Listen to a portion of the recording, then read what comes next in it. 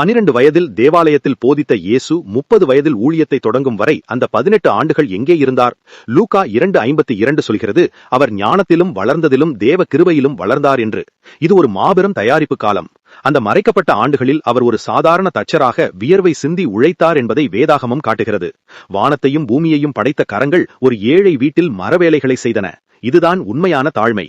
யோசேப்பின் மறைவுக்கு பின் தன் தாயையும் குடும்பத்தையும் தாங்கும் பொறுப்பை ஒரு மகனாக அவரே ஏற்றுக்கொண்டார். அவர் நமக்கு எல்லா விதத்திலும் முன்மாதிரியானார். லூக்கா 2:51 படி அவர் தன் பெற்றோருக்கு கீழ்ப்படிந்து வாழ்ந்தார்.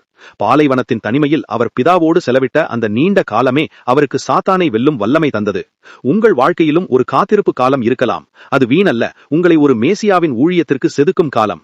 30வது வயதில் அவர் யோர்தான் நதியில் வெளிப்பட்ட போது அந்த 18 ஆண்டுகால அமைதியான தயாரிப்பு உலகையே அதிரச் செய்தது. மறைந்திருக்கும் காலமே ஒரு மனிதனை மகா பெரியவனாக மாற்றுகிறது.